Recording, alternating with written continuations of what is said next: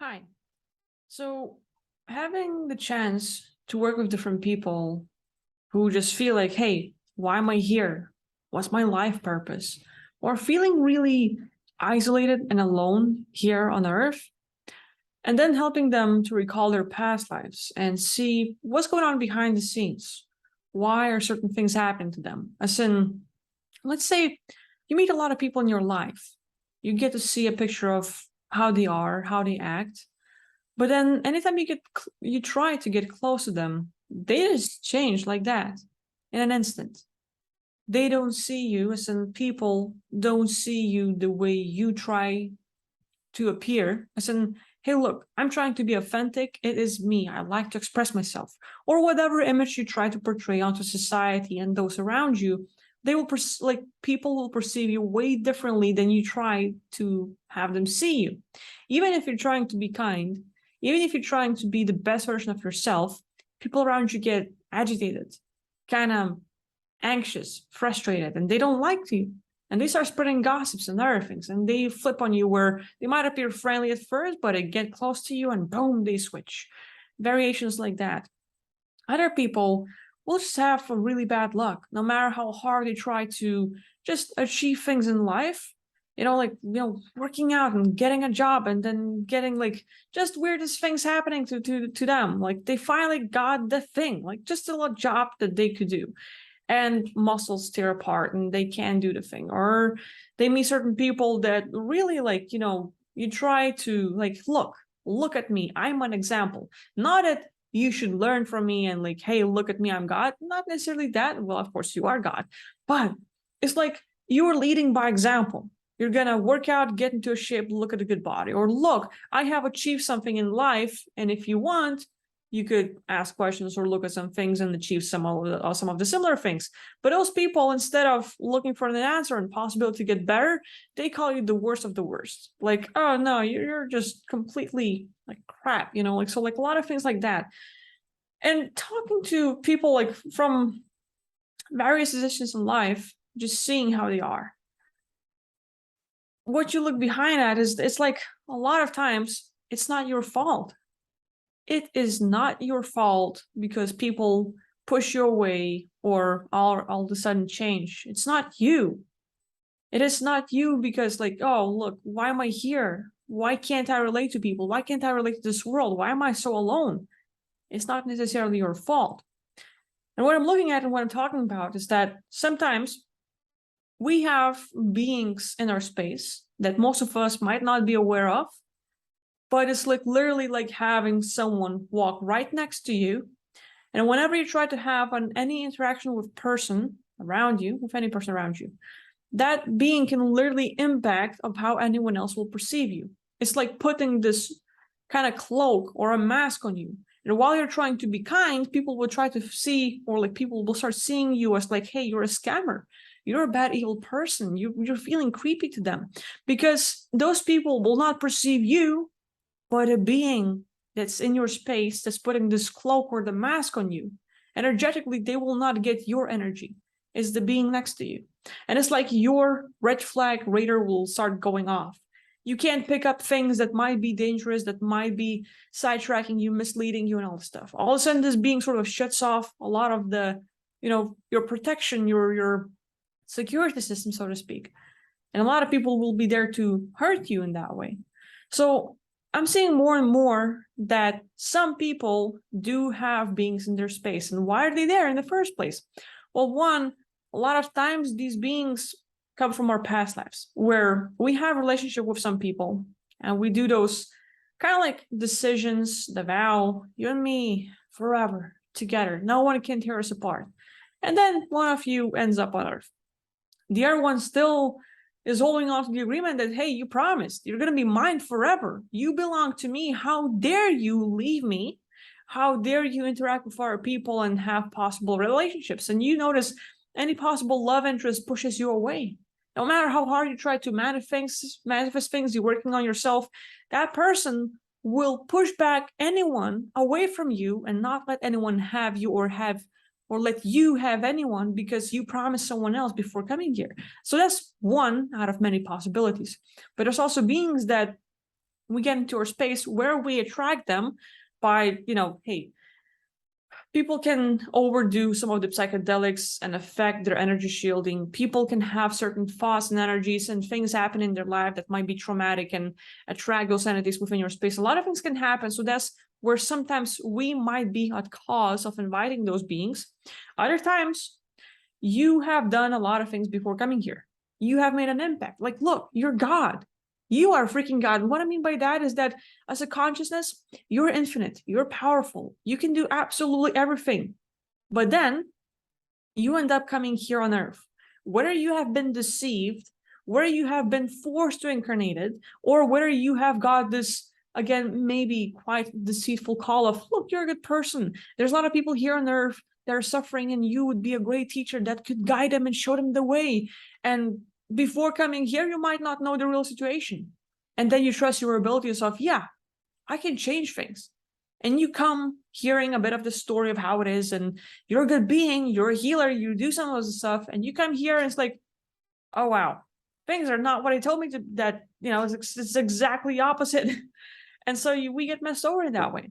So a lot of times that happens, but we make an impact where before coming here, because you might have worked with groups of people, let's say Pleiadians, Taigetans, Lyrans, Andromedans, Arcturians, and some of the groups that you might have heard of. Trucians is a big one with the time traveling and escaping places and putting portals and everything else.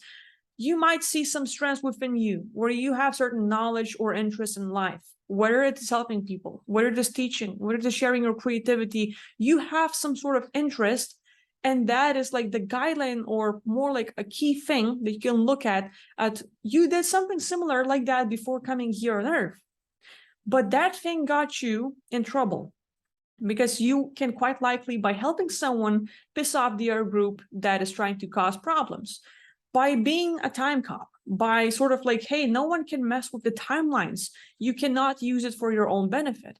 You, with that belief in for protecting timelines and peace and everything else, get in the way of those that try to get control and domination. So there are tons of scenarios in this whole space opera that happens where you get in the way. You pissed off someone. And certain groups will not like you. In my videos, I call them they, because it is very general, because for everyone else, it's going to be individualized. For some people, it's reptilians. For some, it's grace. For some people, it's humans, and specifically secret space program, and specifically the free letter agencies, and blah, blah, blah. And you can go on and so far with how many beings and groups are there with their own agendas. There's tons of elite groups and over 300 groups here on Earth that are trying to have some of the changes. And we can look and go deeper, are trying to point finger at a specific person, but for each and every one of you, that finger will be pointed at a different being or a group because of your experience and your story in your past lives, which is why calling them they, people that have messed you over or that have made an impact that got you here or now are affecting your life. It's all about your own personal story. And each and every one of you will have a different thing, quite possibly. So for me, generalizing them or they, it's more like, while you listen to me, filter everything I'm saying, catch on the things that are sort of maybe aligning with what you believe in and your reality. And if you sort of can okay, here's what I have experienced, here's what she says, I'm going to pick out a few things. And with that, who do I think in my belief system territory is messing with me or affecting my life or controlling me? And that is your they target, so to speak, for now, at this time. It might change over time as your beliefs and everything else change. So with that, a lot of scenarios of why are being messed with. And specifically, they and those groups will attract different entities. Is it reptilian targeting you? Quite possibly. Is it a mantis? Is it a tortoise beings? Is it grace? Is it some other beings? Quite possibly. It's you would have to look within your space. You would have to do passive regression or various techniques to maybe get some information and stuff. So a lot of variations goes, but that's one thing. Another thing I'm finding out is that a lot of good guys out there are being infiltrated by the bad guys. So let's say you like Pleiadians, or you like Andromedans, or you like Lyrans, and you have heard about some of the groups, you have read about them, you relate to the information that you find about them on the internet or in various books. And specifically, some of those groups are being infiltrated by conscious beings who are trying or just picking other sides. Like maybe they're playing for reptilians, maybe they're playing for the Black Queen AI or some other like groups now. Those individuals will have a different aspect of them that can literally get into the Pleiadian group, and hey, they're going to have a Pleiadian energy. They're going to look like Pleiadian. They're going to act like Pleiadian. But in it all, they will have this goal, like they can like the whole time play out the good guy. As in, like act as if, infiltrate, hijack, and consolidate. That is their tactic. But eventually their target is like, hey, let's pretend that this situation happens and gather a bunch of great people. And then, oh my God, one of our officials of Pleiadians, or let's say Antagonists, is being attacked and forced to incarnate here on Earth. Someone please help them. And you're in the group that's responsible for this sort of thing. You are the warrior. You are that sort of time-space cop who's gonna get in there and save your group. It's your kindness, your people, it's your soul family. It's just like, hey, I'm gonna fight for them. This is my kind. And we get involved into these games, but people standing behind these games orchestrated in both sides. I'm not saying it is happening with everyone. Certain groups, some people here might be affected by it. Maybe 20, maybe 50, maybe a few hundred, but not like whole humanity. So in certain groups, people who you're protecting or are feeling very related to, get into the situation where they're being attacked and forced to incarnate. Your role at times can be saving them, and you sacrifice yourself for the greater good. It's a bad thing. And you end up incarnating here on Earth, sacrificing for everyone else, sacrificing for your higher ups, your soul family, your soul kind, and boom, you end up here. You never wanted to come here. You never had a master plan of what you're gonna do here on Earth. It was never your intention to come here. You're simply here because you sacrifice yourself for someone. And I'm specifically talking to certain individuals that will maybe relate to this story, because there are tons of possibilities of why you're here. But specifically what I'm talking about right now is that before coming here, some of you have been in a group where your kind or your group or your tribe got attacked, but it was orchestrated to have you make this decision to sacrifice yourself to end up here on Earth. Even if you didn't want that, you were just, hey, I'm going to protect someone I love and care about. And that got you here. You don't have a plan here. You don't have a thing you want to do, a master plan or a purpose. You sacrifice yourself, and now you're suffering. So like a lot of these situations we have in life, we're looking for the purpose. Why am I here? A lot of people don't really have it. As in the goal before coming on Earth. But while you're here, now that you are here, like, hey, suicide for a lot of people is not an option. One, it's scary. Two, you don't want to hurt people, or those around you. Three, then what? I don't want to run away from my troubles, so I think I should take some responsibility and do something with my life. So now what? It sucks. It's not the best option. What do you do? And each and every day, we try to probably be the best aspects of ourselves, learn as much as possible, or at least, hey, what is real? What is reality? What's going on? And we try to read as many stories as possible, and they're conflicting, they're contradicting, they don't really go in line with each other. But you go through your filters and choose what you want to believe in, and that is fine. Everyone's story and their belief system will be a bit different. If they align, great. But if different, they're different. You just go with whatever fits your reality and your understanding, and that's great. Good for you. When you choose that and what you want to believe in, it's like, look at what you're good at. Now that you ended up here on Earth, and let's say on specifically this nexus point, whatever you're doing will impact the world one way or the other. Even if it's just your interaction with 5 people or 6 at most, or maybe more, that would be great. You can make an impact to those people. You can change things around. By being you, how can you impact this specific time and age? You could have come here at a different age. Maybe Middle East, or let's say Middle East and 1600, or maybe the Western times, maybe the Roman Empire, or specifically, you might be sort of relating to certain events in the world, to certain age and all. But you're here now. Why? What kind of difference can you make? you ask those questions to yourself, and then you ask yourself why quite a few times. And each time you answer it like that why, you go deeper within. Why that? And now you answer this and you plug in, well, why this and that? Why? You will find your values within as you answer various questions. Why am I here? Well, probably sacrifice myself for some family member that I wanted to protect. Well, why did you sacrifice yourself for someone? Because I'm a good being and I really care about them, and I will do everything I can to protect those I love. Well, why will you do everything you can to protect those you love? Because I consider myself being a leader and in charge of the good stuff and blah, blah, blah, blah, blah. And you will just basically pick a topic, pick your question, pick your why, and just try to go deeper and deeper and deeper until you find more things about yourself. And like, again, like all the answers in the world and about the universe are within you. You just have to ask the right question and allow the answers to come out. Anyway, there's a lot of things going on. And just because some of you might not find the life purpose or reason why you're here, it's not because something's wrong with you. It's because you never wanted to come here in the first place. And if you feel isolated and that you have like no way to relate to anyone, again, you might have not wanted to come here. You might have some beings affecting your life and trying to push anyone away from you, and a lot of other things.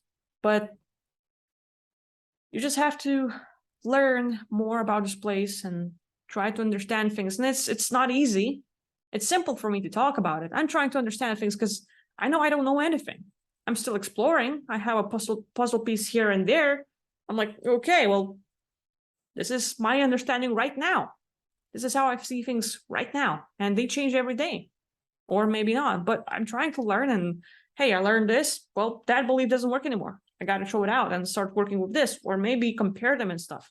But you do what you can do, but put yourself first. I know, like, yeah, being an altruist, sacrificing for others, doing good things for others, putting others first is great, but it doesn't really work eventually.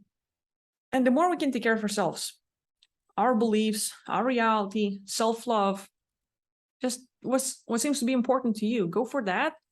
And once you take care of yourself and start understanding things better, or you feel better in life, you can impact everyone else if that is your goal. One person in your life is all you need to impact, at least, if that's your thing.